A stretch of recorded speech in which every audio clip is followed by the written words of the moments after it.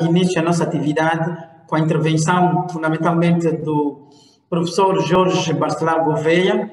Vou fazer uma breve apresentação. Por quê? Porque o professor Jorge Bacelar Gouveia é conhecido, é uma personagem conhecida no mundo do direito, e vou resumir para ganhar tempo, porque ele tem um vasto currículo, e se começarmos aqui a falar do seu vasto currículo, não vamos terminar, no fundo vai ter a palestra.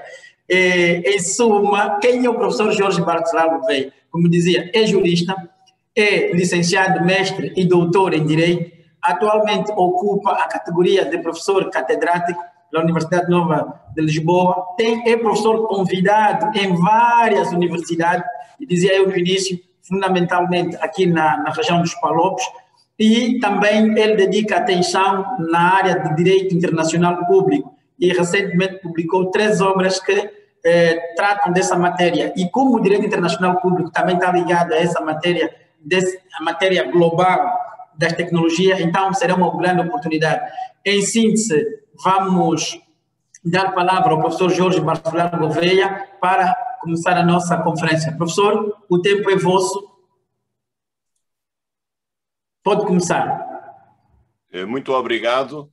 Muito bom dia a todas e a todos. É um grande gosto poder participar neste webinar sobre crimes informáticos à luz do novo Código Penal de Angola, e gostaria de cumprimentar, em primeiro lugar, o Sr. Ministro das Telecomunicações, Tecnologias de Informação e Comunicação Social, e também todos os colegas do staff, também o professor moderador, o professor João Francisco, pelas amáveis palavras que me dirigiu, e também gostaria de cumprimentar a companheira do webinário, a doutora Andreia Moreno, e desde já felicitar o Ministério e os organizadores por esta iniciativa que de facto é muito oportuna, por 2 razões. Primeiro, porque, como disse o Sr. professor João Francisco, a matéria digital hoje entrou pela nossa casa adentro. Nós estamos realmente numa nova era. Já tínhamos essa percepção, mas realmente a pandemia veio de facto tornar essa percepção bem mais real, a percepção realmente da importância das novas tecnologias e do mundo digital. Mas no caso de Angola há uma circunstância ainda mais importante, é que há um novo Código Penal, que veio substituir um código muito antigo, tinha uma série de deficiências, e precisamente a opção angolana foi, a meu ver, muito boa, que foi a de incluir neste Código Penal, aprovado recentemente, aprovado pela Lei 38/2020, publicada no dia 11 de novembro do vosso Diário da República de Angola, e veio incluir os chamados crimes informáticos, ou os cibercrimes, dentro do próprio Código Penal. Muitos países não têm feito isso. No caso de Portugal, nós temos uma lei do cibercrime, mas está fora do nosso Código Penal, embora a lei seja posterior ao Código Penal, que é de 1982, mas no vosso caso, aí está não só a inserção no Código Penal no seu conjunto, portanto, dando mais centralidade ao assunto, mas também, no vosso caso, é uma novidade, porque até agora não tem tido, ou se tem tido, é pontual, a relevância de crimes informáticos. Portanto, gostaria de fazer esta referência, digamos, inicial. Por outro lado, também, já agora, dizer outra coisa muito relevante. A vossa Constituição é de 2010, e é uma Constituição também que dá toda a relevância à proteção dos direitos das pessoas em relação à utilização da informática.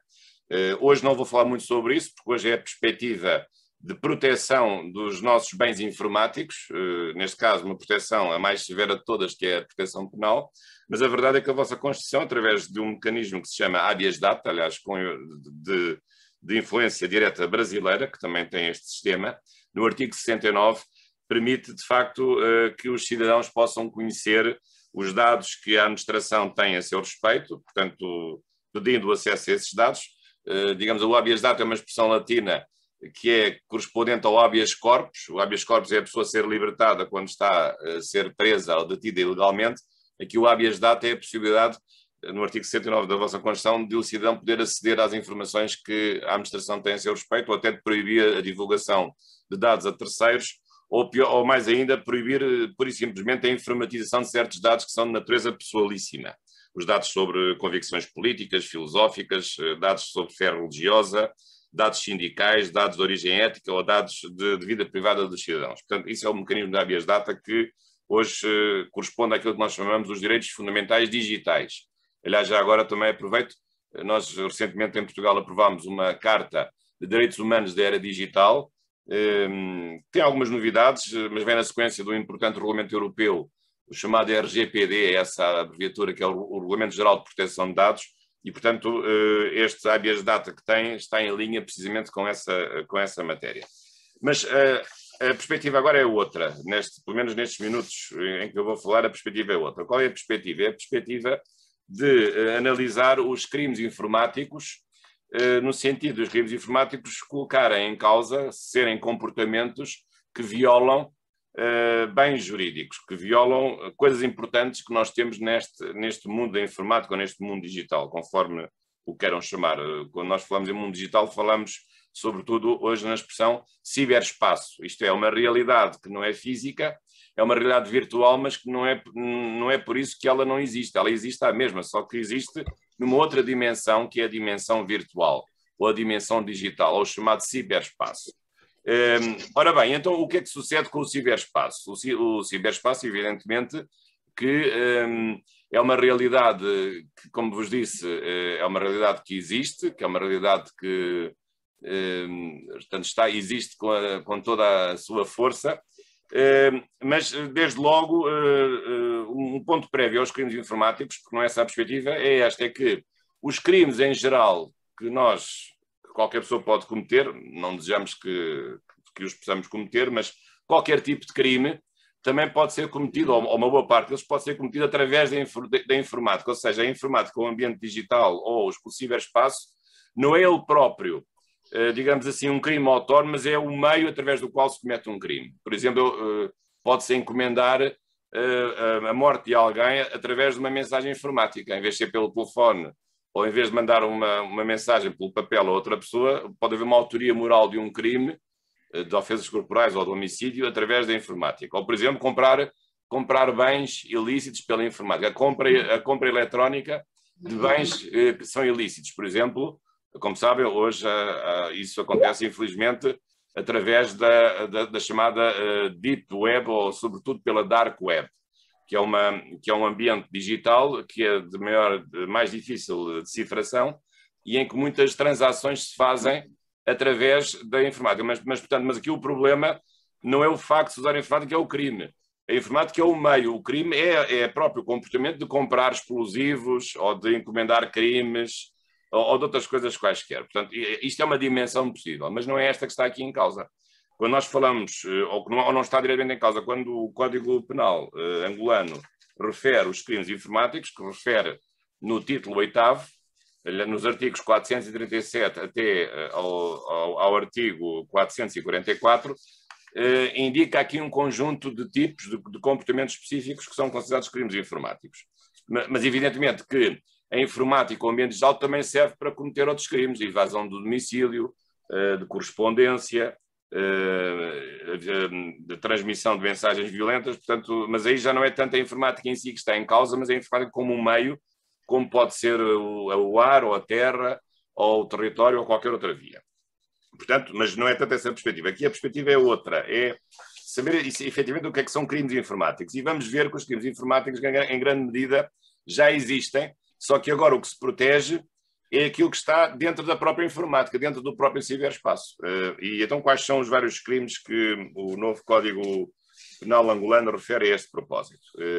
Há aqui no artigo 437 há um conjunto de definições que são importantes, visto que estes conceitos são conceitos novos e, portanto, o direito penal obedece a regras específicas de tipicidade e de legalidade e de determinação dos conceitos e, portanto, acho que foi muito avisado estabelecer logo um artigo preliminar com um conjunto de definições, o que é um código de acesso, dados de tráfego, dados informáticos, dispositivo, fornecedor de serviço, interseção, produto semicondutor, programa de computador, o sistema informático, topografia, etc. Então, quais são os vários crimes? São vários. Desde logo, e crimes que têm a ver, no fundo, com a proteção que é dada através de outros crimes que já existem, mas que podem ocorrer através também da informática ou contra a própria informática. Desde logo temos no artigo 488, temos o acesso ilegítimo a sistemas de informações e a devassa através do sistema informático. E, portanto, isto significa que quem aceder a informações ao sistema informático ou a dados que estão num sistema informático de alguém ou de alguma empresa, isso é um crime, porque há um acesso não autorizado, precisamente, que pode ser até, aliás, um acesso pode ser mais grave, portanto, com uma pena mais grave, se desse acesso resultar a tomada de conhecimento de certos segredos. Portanto, lá está então, e quais são os segredos? São vários segredos. Podem ser desde segredos familiares e pessoais, até ao segredo comercial, segredo industrial ou ao segredo fiscal, vários tipos de segredos. Portanto, então aqui, neste caso, a pergunta é, estes segredos já não existiam antes de haver informática? Já existiam. Mas com a informática, os segredos passam a estar depositados, esses dados cujo acesso é feito de uma forma ilegítima, passam a estar dentro dos nossos computadores, dentro da nuvem, portanto já não estão fisicamente guardados em dossiês num cofre, numa casa ou num banco, mas são informações que estão depositadas em documentos digitais, em suportes digitais, e portanto o acesso a essas informações não autorizadas é desde logo um acesso que é ilegítimo, e ele será tanto mais grave quanto mais fortes forem ou mais largas forem as informações obtidas através do acesso a segredos. Portanto, não é qualquer informação, isso já é crime, mas se a informação a que se tiver acesso for uma informação protegida pelo segredo, por vários segredos, segredo da vida privada, ou segredos comerciais, industriais, ou segredo de Estado até, ou segredo de justiça, então isso será ainda pior.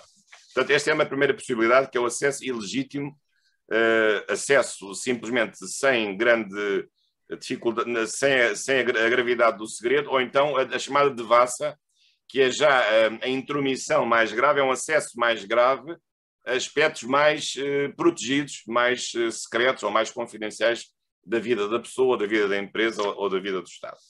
Depois, outro crime também que está aqui estabelecido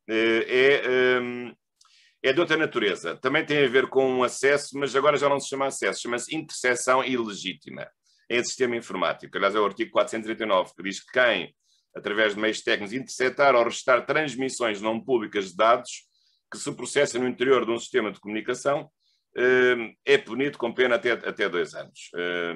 Incluindo, por exemplo, o acesso a correio eletrónico. Agora, reparem, já não é aceder ao que está estável, ao que está fixo num sistema, mas é interferir num processo de comunicação, de transmissão de dados. As empresas têm as suas redes internas, os Estados têm as suas redes internas, os ministérios, os bancos também têm. Portanto, agora já não é tanto o crime de aceder, mas é o crime de interferir, de interceptar, claro que obtendo conhecimentos ilegítimos, a transmissões não públicas de dados que se processem no interior de um sistema de comunicação. E, portanto, neste caso é aceder, por exemplo, a correio eletrónico das empresas, em que os trabalhadores comunicam entre si com os seus dirigentes. Tudo isso, portanto, também é um crime autónomo, embora em grande medida possa confundir-se com o crime anterior, que é o crime do acesso, que aqui o Código Penal distingue o crime de acesso e o crime de interseção. Depois há um terceiro crime, 440 do Código Penal, que já é diferente. Já não é aceder, entrar para obter informações, já não é interferir no processo de comunicações, mas é outra coisa, é causar danos, estragar o sistema informático, introduzir lá vírus para que o sistema fique bloqueado ou não possa funcionar. E aliás, o Código diz que quem com a intenção de causar prejuízo a terceiro ou obter o benefício para si, alterar, deteriorar, inutilizar, apagar, suprimir, destruir ou tornar não acessíveis dados alheios. Portanto, agora aqui a ideia já não é alguém ficar com os segredos dos outros, mas é alguém perturbar o funcionamento de uma empresa ou de uma instituição, uma escola ou um hospital, destruindo as informações que lá estão, que são informações que têm também um valor económico, e um valor não económico, um valor moral. E não é só destruir, é destruir ou alterar. Imaginem um aluno que entra no sistema de uma universidade, ele teve 10 e altera a sua nota para 15 ou para 18, por exemplo. Ou imagine alguém que entra no registro criminal, que se estiver informatizado, e a pessoa, em vez de ter uma pena de 10 anos de prisão, passou a ter uma pena de 5 anos. Portanto, é um crime, o crime de provocar, e que implica entrar num sistema, mas não é só entrar, mas é entrar e destruir o sistema, ou parte do sistema, ou parte das informações que estão no sistema. Portanto, este é outro outro aspecto que está no artigo 440, dano em dados informáticos. Depois, também há outros crimes que podem ter a ver com estes que eu já referi, embora haja aqui uma autonomia, e penso que isso é importante. Outro é o crime da sabotagem informática, artigo 441. Claro que aqui a sabotagem, até certo ponto, pode aparentar-se com o dano, mas a sabotagem é uma coisa mais grave, porque tem uma má intenção, digamos assim, superior, e, portanto, está prevista no artigo 441.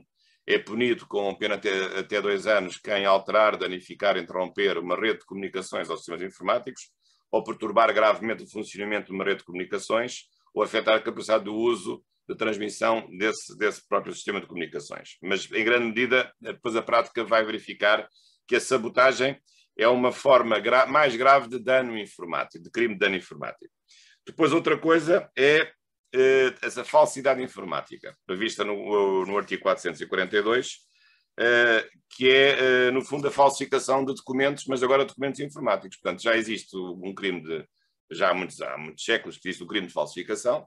Portanto, eu, numa certidão que diga que eu sou proprietário do prédio A, escrevo lá que também sou proprietário do prédio B ou C, isso é uma falsificação, por exemplo, de uma certidão do registro predial, ou uma falsificação da carta de condução, ou uma falsificação da minha identidade, da minha idade, do meu lugar de nascimento, enfim, falsificação de documentos oficiais. E, portanto, também pode haver uma falsificação de documentos informáticos. E é isso que está previsto no artigo 442.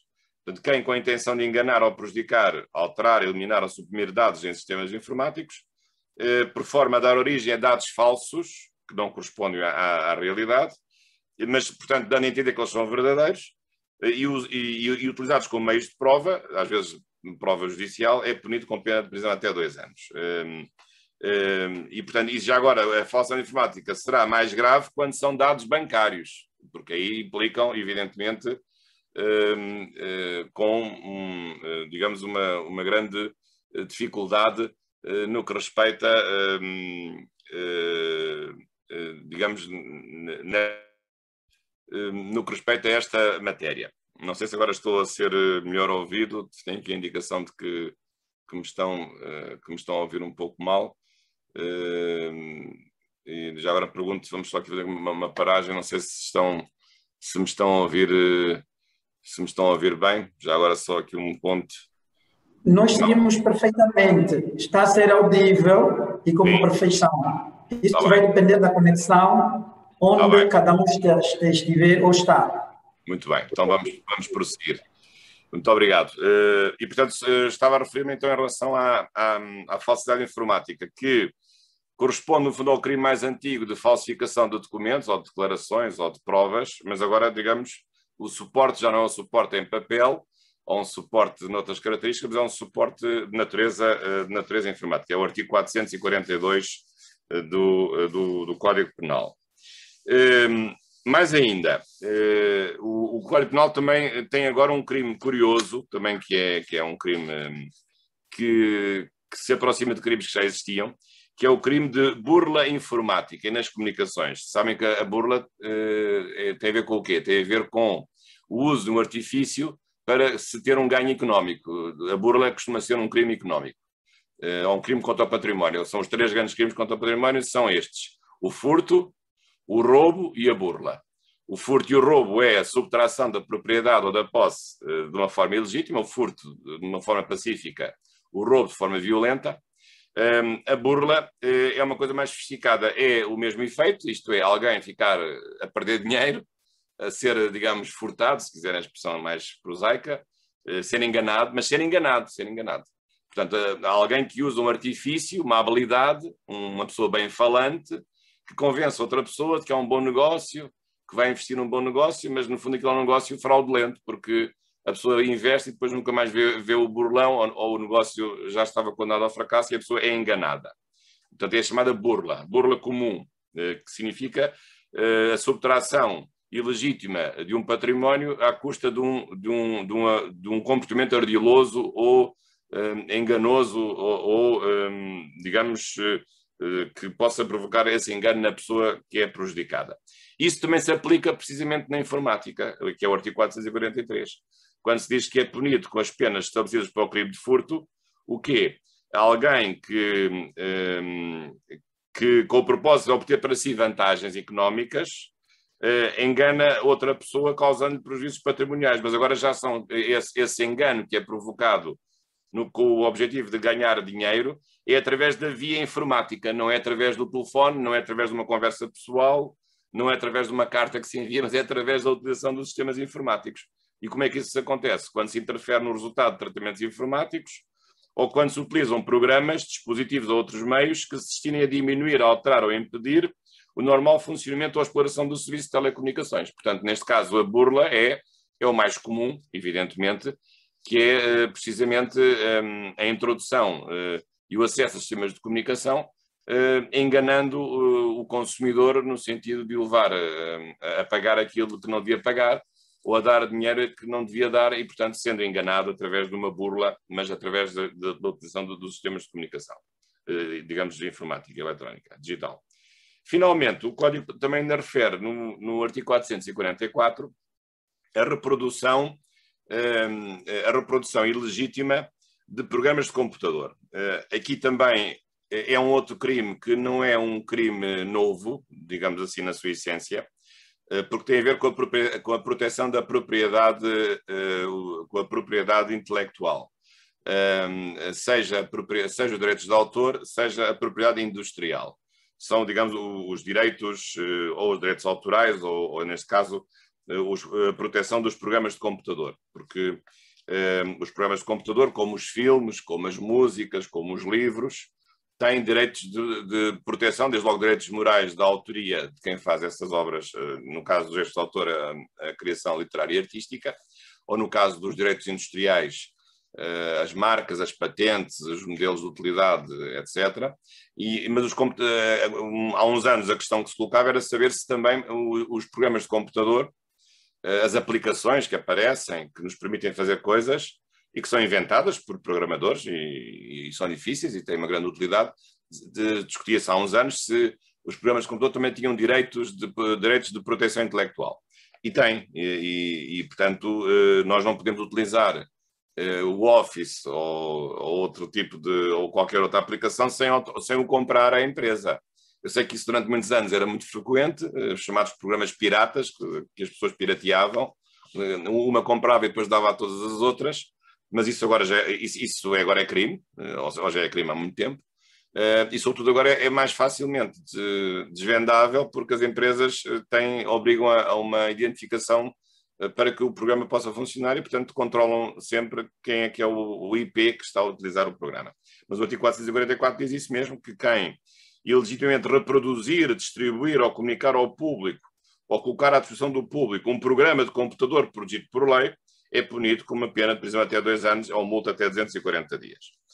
Portanto, aqui significa então que os produtos informáticos, o software, para usar a expressão mais comum, sendo protegidos por lei, não podem evidentemente ser reproduzidos porque são programas, se piratear os programas, como falsificar moeda ou como fazer cópias não autorizadas de livros ou de filmes ou de músicas, etc.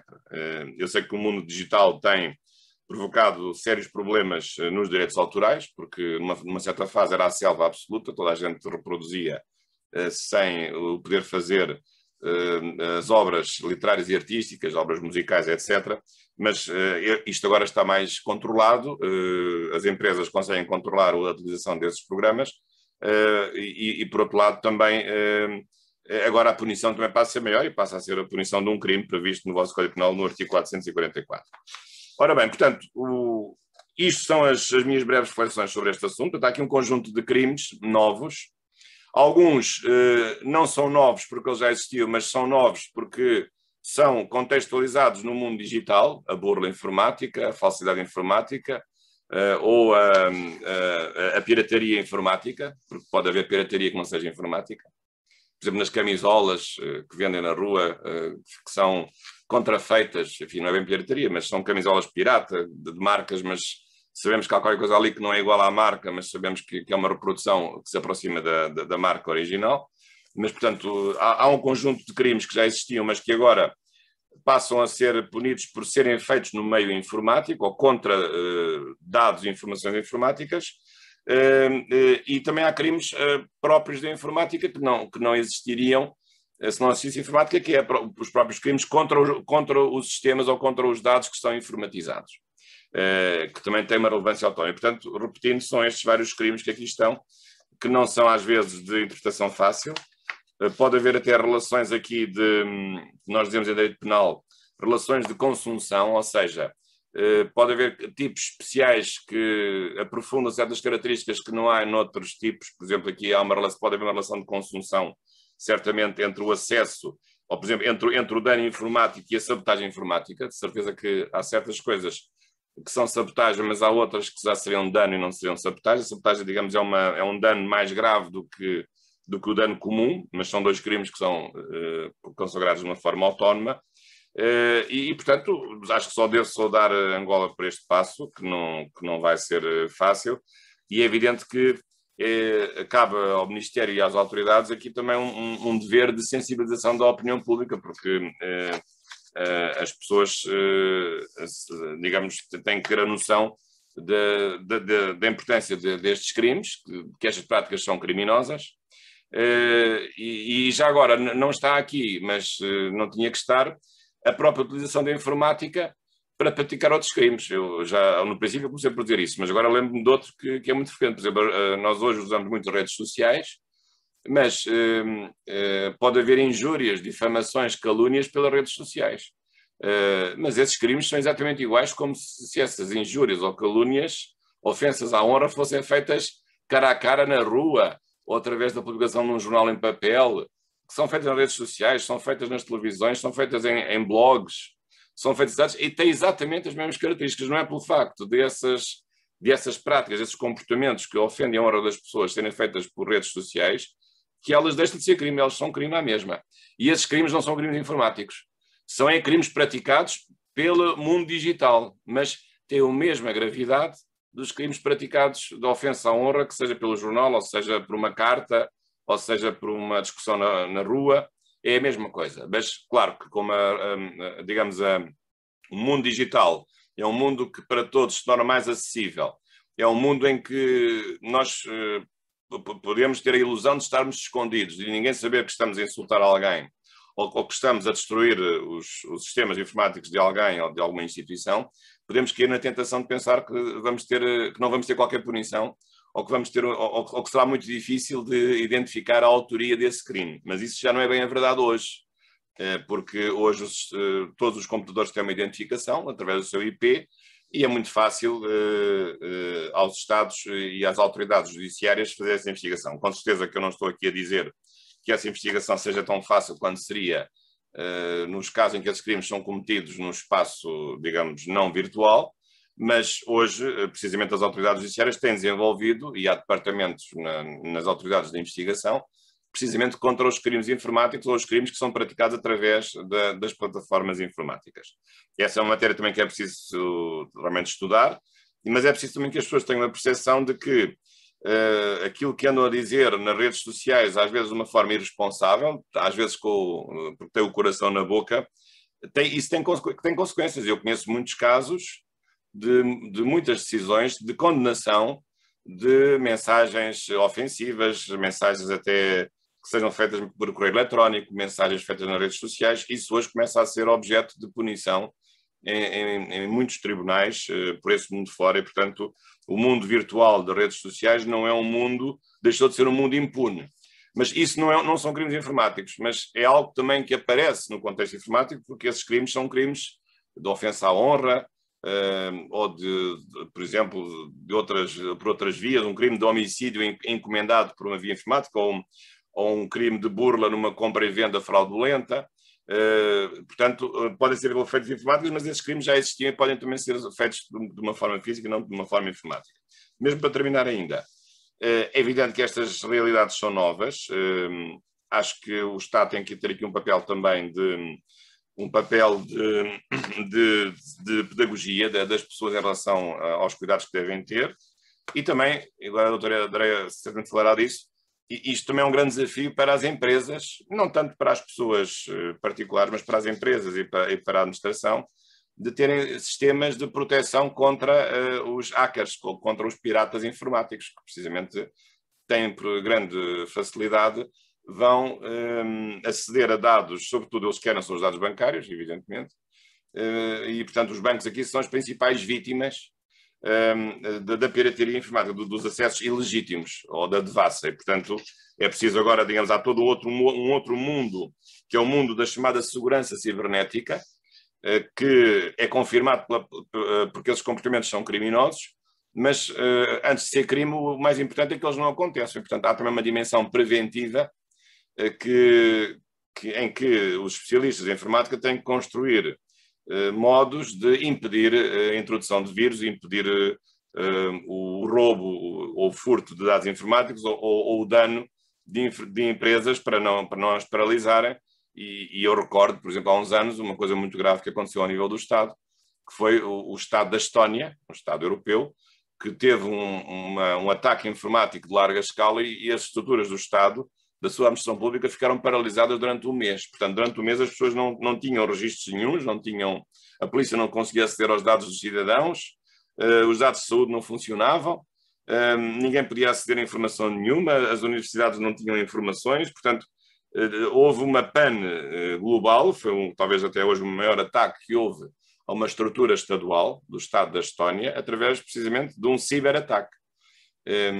Pois claro que há outras coisas, há a ciberguerra agora também, a cibercriminalidade é esta, mas pode haver a ciberguerra, aliás as Forças Armadas já criaram um departamento de ciberdefesa, mas de facto é um novo mundo e saúdo Angola também por acompanhar esses novos tempos e é necessário realmente consciencializar as pessoas. Pode haver outro tipo de sanções que não as criminais, pode haver coimas, pode haver sanções pecuniárias, também pode haver sanções disciplinares para os funcionários que façam a violação dos seus deveres de reserva e de acesso não autorizado.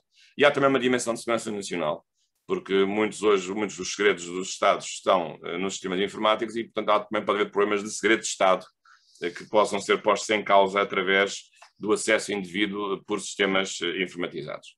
E, portanto, deixo aqui estas minhas considerações. Não sou assim um especialista propriamente em crimes informáticos, mas é uma matéria que me interessa e saúdo a iniciativa do Ministério no sentido de nos mostrar à sociedade angolana e ao mundo também esta riqueza que é a opção que fizeram pela introdução dos crimes informáticos. Vão depois corrigindo certamente as soluções, isto pode ser objeto de aperfeiçoamento, mas é sempre preciso começar, por menor que seja a opção, mas acho que começaram bem, ainda que no futuro possa essa opção vir a ser aperfeiçoada. Muito obrigado pela oportunidade e votos de muito sucesso para o vosso trabalho. Muito obrigado. Ok, obrigado, professor Jorge Bacelar Gouveia, pela excelente exposição e também visão da problemática dos crimes informáticos. Então, rapidamente, vamos dar a palavra à doutora Andreia para também, em 30 minutos, expor a sua, apresentar aqui ao público o que tem para o dia de hoje